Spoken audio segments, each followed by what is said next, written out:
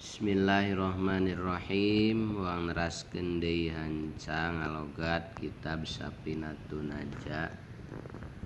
Ayeuna bagian Mujibatul Gusli.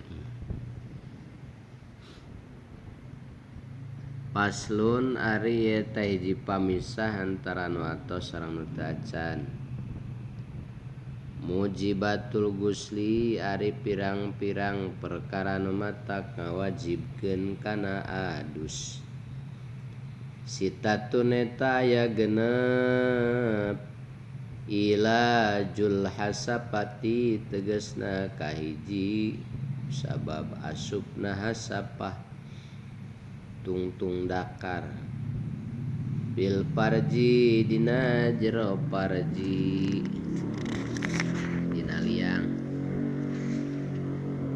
Wa khurujul mani jeung kadua kusabab kaluar cai mani. Wal haidu katilu kusabab haid wa nipasu kaopat kusabab nipas.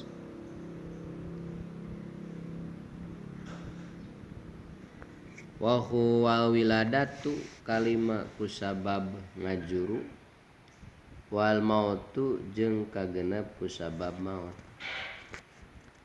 Paslun ari teh hiji pamisah antara nu atos sareng nu teu acan. Furudul gusli ari pirang-pirang farduna adus isnani eta aya dua. Aniyatu tegasna kahiji niat wa ta'mimul badani jeung kadua ngawalatraan badan bil ma'i ku make cai. Oke, diteraskeun kana paslun surutul wudu'i.